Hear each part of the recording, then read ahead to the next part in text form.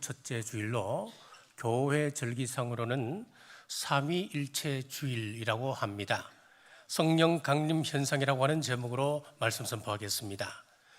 흔히 오해하는 문제 가운데 하나가 성령님의 역사는 신약 시대 때부터다라고 하는 것입니다. 하지만 성령님은 신약 때뿐만 아니라 구약 시대에도 동일하게 역사하셨습니다. 이를 여실히 보여주는 사건이 바로 오늘 본문의 말씀입니다. 오늘 말씀에 기록된 삼손은 이스라엘의 사사이자 전사로 이름이 높습니다. 그는 모태에서부터 하나님의 택함을 받았지만은 매우 굴곡 많은 삶을 살았습니다. 하지만 그는 히브리서 11장에 보면 믿음의 영웅들을 소개하는 명예의 전당에 그 이름이 당당히 올라가 있음을 보게 됩니다. 히브리서 11장 32절입니다. 내가 무슨 말을 더하리요? 기드온, 바락, 삼손, 입다, 다윗 및 사무엘과 선지자들의 일을 말하려면 내가 시간이 부족하리로다. 비록 그의 삶 자체가 허물 많고 약점투성이지만은 하나님께서 그의 믿음을 인정하셨기 때문에 히브리서 11장 믿음의 명예의 전당에 이름을 올릴 수 있는 것입니다. 삼손은 성령님의 역사로 초인적인 힘을 발휘하여 당시 이스라엘을 압제하는 블레셋을 물질렀습니다. 여기서 블레셋은 마귀 세력을 예표하는 것이고, 승리한 삼손은 성령님의 힘으로 이긴 우리 성도를 예표하고 있습니다. 특별히 삼손의 힘은 여호와의 영, 성령님으로 인한 역사인데, 이는 성령님으로 인해 성도가 능력 있는 삶을 살 것을 예표하고 있습니다. 삼손에게 임한 여호와의 영, 성령님의 모습을 통하여서 하나님께서 오늘 우리에게 무슨 말씀을 하시는지 말씀을 받으시길 바랍니다. 자, 성령님의 강림 첫째, 마귀 권세에서 자유케 되었습니다. 사사기 15장 14절입니다. 삼손이 레히의 이름에 블레셋 사람들이 그에게로 마주 나가며 소리 지를 때 여호와의 영이 삼손에게 갑자기 임하심에 그의 팔 위에 밧줄이 불탄 삼같이 그의 결박되었던 손에서 떨어진지라. 자, 삼손의 팔 위에 밧줄이 떨어졌다라고 하는 이 말씀은 적용적으로 보면 성도가 성령 충만함으로 마귀의 세력에서 자유함을 누리는 것을 말합니다.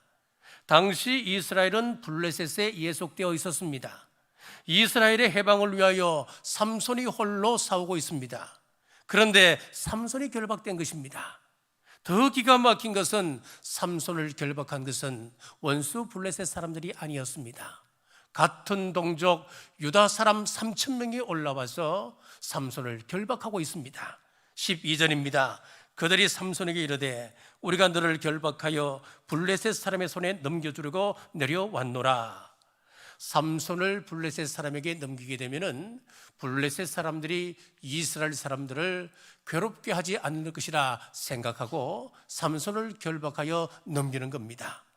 포박된 삼손의 모습은 이스라엘의 영적 상태를 나타내고 있고, 또 아울러 이는 성령님이 임하시기 전 마귀 권세의 얽매인 저와 여러분을 상징적으로 보여줍니다. 그런데 삼손에게 성령님께서 임하시자 그를 결박하고 있던 줄이 풀어져 떨어졌습니다. 14절입니다. 여호와의 영이 삼손에게 갑자기 임하심에 그의 팔 위에 밧줄이 불탄 삼같이 그의 결박되었던 손에서 떨어진지라.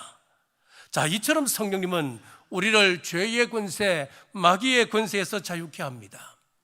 로마서 8장 1절에서 2절 말씀을 보십시오. 그러므로 이제 그리스도 예수 안에 있는 자에게는 결코 정죄함이 없나니 이는 그리스도 예수 안에 있는 생명의 성령의 법이 죄와 사망의 법에서 너를 해방하였습니다. 자, 여러분, 본래 우리 사람은 죄의 법에 결박되어 있었습니다. 사망의 법에 결박되어 있었습니다. 마귀의 법, 죽음의 법, 사망의 법이 우리 인생을 지배했습니다. 하지만 우리 예수님께서 우리를 자유케 하시고자 하늘 보좌를 버리시고 이 땅에 내려오셔서 십자가에 달려 돌아가심으로 구원을 이루었습니다. 이 구원을 온전케 하기 위해서, 이 구원을 누리게 하기 위해서 성령님께서 이 땅에 오셨습니다. 그래서 전에는 마귀 권세, 사망의 법이 우리를 지배했지만은 이제는 생명의 성령의 법이 저와 여러분을 지배하심으로 죄와 사망의 법에서 우리는 자유롭게 되었습니다. 자, 몇 주 전에 대마도에서 사역하시는 박영철 선교사님을 만났습니다. 그래서 함께 식사를 나누며 여러 이야기를 나누었습니다. 이야기를 나누다 보니까 옛날에 우리 선교사님이 하셨던 그 간증 이야기가 생각이 났습니다. 일본은 우리나라보다 330년 일찍 복음을 받아들였던 나라입니다. 그런데 지금 기독교율이 얼마냐면 겨우 1%이고 그 1% 가운데도 80%는 이단이랍니다. 그러면 순수 기독교인은 1% 가운데서도 20%밖에 되지 않고 전 인구 비율로 보면 겨우 0.2%만이 순수 기독교인이다. 그렇게 이야기를 했습니다. 참 어렵지요. 자, 그들의 종교를 보면은 공식적으로 섬기고 있는 신이 800만 개가 넘습니다. 800만 개. 그러면 여러분, 이게 말이 800만 개지 신 이름을 어떻게 다 짓습니까? 자, 그런데 그러면 살아있는 이런 생물들은 전부 다 신인 거예요. 그 나라 사람들한테는. 자, 태어나자마자 그들은 신사에 가서 먼저 보고를 합니다. 신사를 찾아갑니다. 결혼식을 할 때면 교회를 찾아가 결혼식을 합니다. 죽으면 절에다 모십니다. 독특한 나라입니다. 거리는 깨끗하지만 활기가 없고 왠지 모르게 어둠의 영이 지배하고 있다고 하는 그런 느낌을 지울 수가 없습니다. 오래전에 우리 교회에서 대마도에 비전 트립을 갔었을 때 우리 민박을 했습니다. 그 밤에 잠을 자고 일어나니까 얼마나 춥던지 일어나니까 감기가 걸렸어요. 창문이 우리처럼 이중문으로 되어 있지 않습니다. 우리는 웬만하면 창문이 이중문으로 거의 다 되어 있잖아요. 그런데 이 대마도에 가니까 그 추운 날인데도 이중 창문이 되어 있지 않으니까 황소바람이 그냥 들어오는 거예요. 너무너무 춥습니다. 우리나라의 따뜻한 온돌이 그리웠습니다. 그동안 이 좋은 환경에서 우리가 생활을 하면서 하나님 앞에 감사하지 못하고 살았구나 회개했었습니다. 2023년도 일본의 GDP를 보니까 33,800불입니다. 작년 우리나라 GDP가 얼마냐면은 33,100불입니다. GDP를 보면 일본이 우리보다 조금 높습니다만은 삶의 질을 보자면 우리 대한민국이 훨씬 더 잘 사는 것처럼 보입니다. 실제로 그래요. 자, 이분이 대마도 은혜교회를 개척을 하는데 그 자리에는 교회가 들어설 수가 없는 불가능한 자리랍니다. 왜냐하면 대마도에서 가장 큰 신사가 바로 옆에 인접해 있기 때문에 그렇습니다. 그런데 성령님께서 함께 하시니까 불가능하게 보이던 그 일이 실현이 되는 거예요. 가능하게 되어지는 겁니다. 계약을 하자고 이제 부동산에서 불러서 가보니까 그 집 주인이 누구냐? 함께 활동하고 있었던 합창단원이었습니다. 그 할머니가. 그리고 그 건물 바로 옆에 가게가 있는데 그 가게 주인은 한글 학교 학부모였습니다. 그래서 일본은 조금이라도 민원이 들어가면은 공사를 못 한대요. 그런데 그 공사 기간 동안 단 한 번의 민원도 없이 그 불가능하게 보이던 신사 옆에 교회가 들어선 겁니다. 성령께서 움직이시니까 시장도 고개를 숙이고 대마도 유지들도 선교 사람을 도와주는 기적 같은 이야기를 들었습니다. 수리를 끝내고 교회로 이사를 간 첫날 신사로부터 큰 영적인 도전을 받습니다. 꿈을 꾸는데 밤새도록 신사에서부터 검은 물체가 들어오기 시작합니다. 새까맣게 몰려와서 창문을 부수려고 하고 대문을 부수려고 하는 겁니다. 그 다음 날 또 똑같은 꿈을 꿉니다. 정문으로 들어올 수가 없으니까 이번에는 지붕을 통해서 천정을 뚫고 내려오려고 기와장을 들썩이고, 자, 그런 엄청난 영적인 도전을 받고 어찌할 수가 없어서 그는 기도했답니다. 하나님, 제 힘으로 할 수 없습니다. 주님 도와주옵소서, 주여라고 그렇게 외쳤답니다. 그랬더니만 신기하게도 밖은 깜깜한데 교회 안은 환한 빛으로 가득 차더라는 겁니다. 선교사님은 직감적으로 이것은 성령님의 역사구나, 성령님의 빛이구나 알 수 있었습니다. 그 이후로부터 이런 악몽은 꾸어지지 않았답니다. 박영철 선교사님의 간증처럼 우리에게도 빛이신 성령님께서 임하시면 삼손의 결박이 풀리듯 어둠의 권세, 마귀 권세에서 자유케 되는 역사가 일어나게 됨을 믿으시기를 주님의 이름으로 축복합니다. 성령님께서 임하시면 둘째, 마귀 권세를 멸하셨습니다. 15절입니다. 삼손이 나귀 위에 새 턱뼈를 보고 손을 내밀어 집어들고 그것으로 1000명을 죽이고, 1000명이나 되는 블레셋 군대가 삼손을 결박한 그대로 인계받으러 왔습니다. 눈에 가시였던 삼손이 자기들 손에 들어오게 되었다고 하는 그 사실에 얼마나 기뻤겠습니까? 그때 성령님께서 그 위에 임하실 때에 결박이 풀렸고 여호와의 권능과 함께 길에 떨어져 있던 나귀 턱뼈를 잡고 블레셋 사람 1000명을 몰살시킵니다. 자, 이러한 삼손의 승리는 성령 충만함으로 우리도 죄의 권세, 마귀 권세를 멸하고 승리할 것을 예표하고 있습니다. 성령 충만한 사도들을 보십시오. 사도행전 1장 8절에 보니까 오직 성령이 너희에게 임하시면 너희가 권능을 받고 예루살렘과 온 유대와 사마리아와 땅끝까지 이르러 내 증인이 되리라 하시니라. 예수님께서 사도들에게 지상명령, 전도 대명령을 말씀하셨어요. 명령을 내리셨습니다.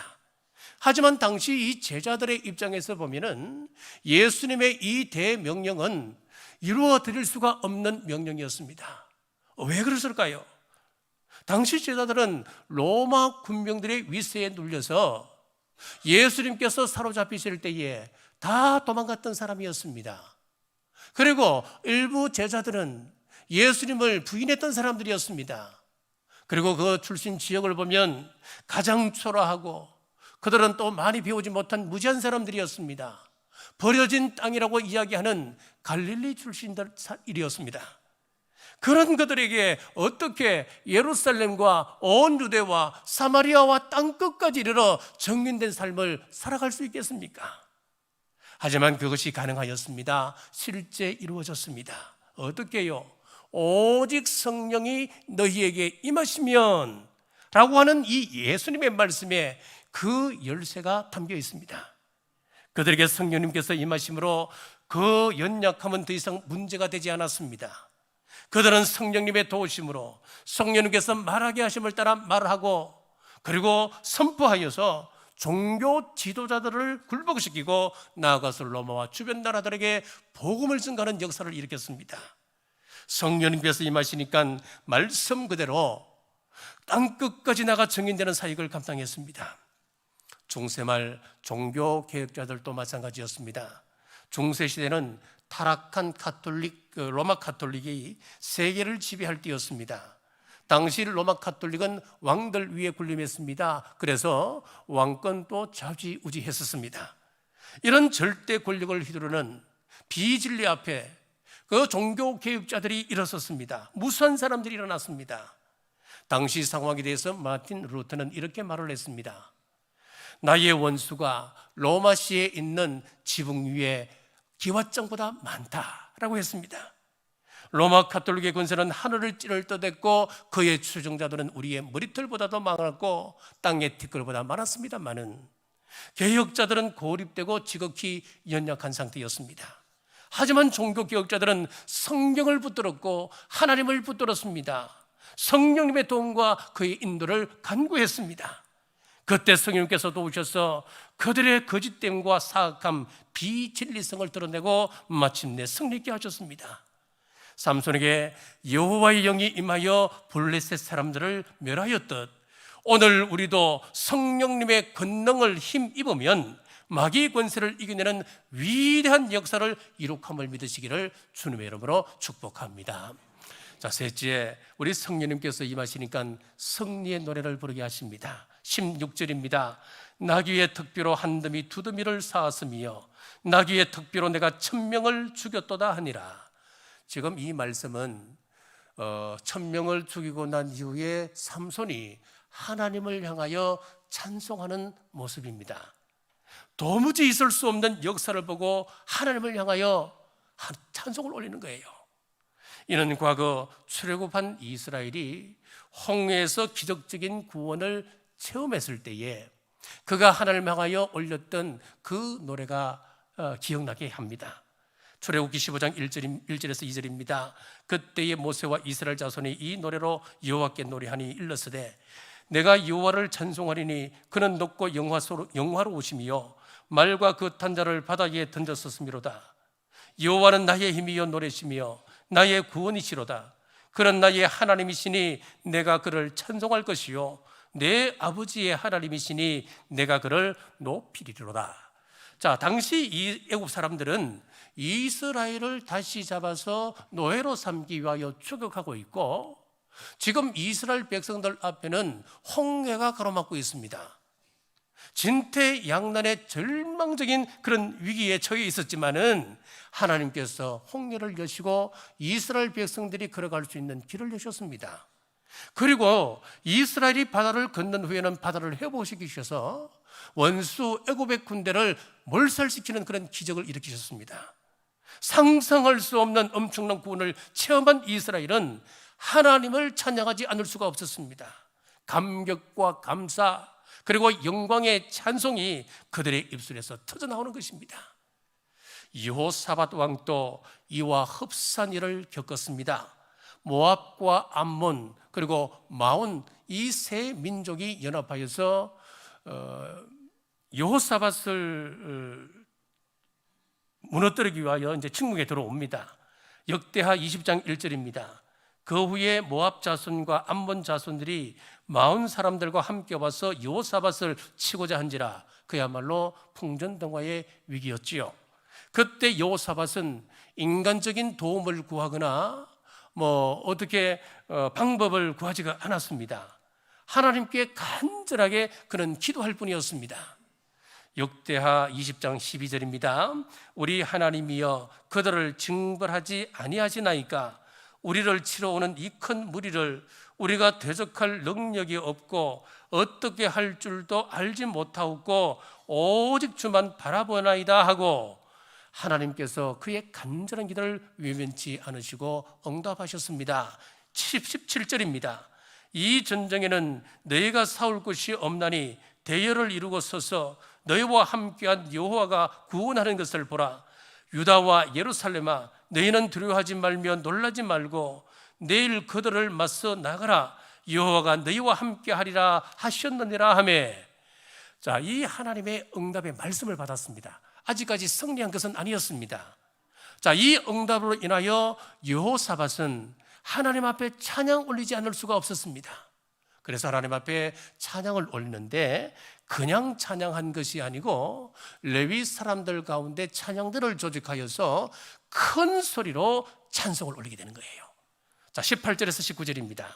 여호사밧이 몸을 굽혀 얼굴을 땅에 대니 온 유다와 예루살렘 주민들도 여호와 앞에 엎드려 여호와께 경배하고 그앗 자손과 고라 자손에게 속한 레위 사람들은 서서 심히 큰 소리로 이스라엘 하나님 여호와를 찬송하니라. 자, 찬송을 하고 나니까 그로 인해서 적진영의 자중질환이 일어나게 되었고 여호사밧은 칼집에서 칼을 뽑지도 않고 대성례를 거두었습니다. 이 기적적인 성례로 인해서 여호사밧은 더 큰 감사 찬송을 올립니다. 22절에서 26절입니다. 그 노래와 찬송이 시작될 때에 그래서 복병을 두어 유다를 치러 온 암몬 자손과 모압과 세일산 주민들을 치게 하심으로 그들이 패하였으니 쭉 지나가서 넷째 날에 무리가 브라가 골짜기에 모여서 거기서 여호와를 송축한지라. 그러므로 오늘날까지 그곳을 브라가 골짜기라 일컫더라. 자, 여러분, 성령님께서 임하시면은 이처럼 우리 안에 넘치는 찬양, 갈수록 크고 영화로운 위대한 찬양이 흘러나게 됨을 믿으시기를 바랍니다. 계시록 15장 2절에서 4절에 보시면은 놀란 말씀이 있습니다. 또 내가 보니 불이 섞인 유리바다 같은 것이 있고 짐승과 그의 우상과 그의 이름의 수를 이기고 벗어난 자들이 유리바닷가에 서서 하나님의 금은거를 가지고 하나님의 종 모세의 노래 어린 양의 노래를 불러 이르되 주 하나님 곧 전능하신 이시여 하시는 일이 크고 놀라우시도다. 만국의 왕이시여 주의 길이 의롭고 참되시도다. 주여 누가 주의 이름을 두려워하지 아니하며 영화롭게 하지 아니하오리이까. 오직 주만 거룩하시니이다. 주의 의로우신 일이 나타났음에 만국이 와서 주께 경배하리이다 하더라. 자, 이 말씀에 보면은 불이 섞인 유리 바닷가에 선 이들이 나와요. 이들은 대환란을 통과한 사람들을 말하고 있습니다. 하나님께서 이 사람들이 올리는 찬양을 받으십니다. 자, 그들은 짐승과 그의 우상과 그 이름의 수를 이긴 자들입니다. 성경을 보면 이 날의 환란을 불이 섞인 유리 바닷가를 통과하는 것처럼 창세 이래 전무후무한 대환란이다 라고 기록하고 있습니다. 우리가 이런 상황을 어떻게 정리할 수 있겠습니까? 뼈가 떨릴 만큼 무서운 대환란, 화형을 시킵니다. 맹수의 그 철장 속으로 믿는 사람들을 밀어넣습니다. 이 환란을 어떻게 이겨낼 수 있겠습니까? 바로 성령님의 도우심입니다. 성령님의 권능을 힘입으면 이 일이 가능하고 승리하게 될 줄 믿으시기를 바랍니다. 성경이 이를 증명하고 있습니다. 성령 충만한 스데반이 돌에 맞아서 죽어가면서도 그 얼굴이 어떠했습니까? 천사의 모습이었다 그랬습니다. 기도했습니다. 하늘 문을 여셔서 그의 영광을 여셔서 예수님께서 응군하고 있는 그 모습을 보지 않습니까? 자기 힘으로가 아닙니다. 성령님의 힘으로 스데반은 웃으며 순교할 수 있었습니다. 성령 충만한 사도들은 톱에 몸이 혀이면서도 칼에 목이 잘리면서도 거꾸로 십자가에 못 박혀 있으면서도 죽음을 두려워하지 않았습니다. 그들의 순교를 보면 웃는 모습으로 순교했습니다. 평안하게 순교했습니다. 이것은 성령님의 도우심으로 가능한 일입니다. 여러분, 장차 종말 대환란이 되면 엄청난 위기가 몰려올 것입니다. 시련이 올 것입니다. 그것들이 우리를 덮쳐들 것입니다. 그때 성령님을 의지하십시다. 그러면 그 능하신 도움을 인하여 넉넉히 승리하게 될 줄 믿으시기를 주님의 이름으로 축복합니다. 말씀을 맺겠습니다. 성령님은 삼손에게 임하여 마귀 권세에서 자유케 하셨고 마귀 권세를 멸하게 하시며 하나님을 찬양하게 했습니다. 이러한 축복은 오늘 우리 가운데도 계속됩니다. 하나님께서 우리에게도 성령님을 보내주셨습니다. 그리고 죄의 권세, 마귀 권세, 사망의 권세에서 자유케 해주셨습니다. 또 우리를 강하게 하사 마귀 권세를 멸하고 승리하도록 해주셨습니다. 궁극적으로 성령님은 우리를 종말 재림 때까지 온전히 보호하셔서 우리에게 구원과 완전한 승리를 안겨주심으로 넘치는 감격의 찬양을 올리게 하십니다. 그러므로 성도 여러분, 오늘 또 성령님을 붙드십시오. 성령님 의지하고 성령님으로 충만하여서 삼손의 승리가 여러분들의 승리가 되시기를 주님의 이름으로 축복합니다. 기도하겠습니다. 성령님이 오시면 놀란 결과들이 있음을 살펴보았습니다. 성령님으로 죄의 사슬에서 노임받고 마귀 권세가 굴복하고 승리의 노래를 불렀던 삼손을 살펴보았습니다. 하나님 감사합니다. 우리에게도 성령 충만 허락하셔서 죄의 사슬에서 노임받고 마귀를 굴복시키며 승리의 노래를 매일매일 부르게 하여 주옵소서. 다시 오실 예수님 이름으로 간절히 기도드리옵나이다. 아멘.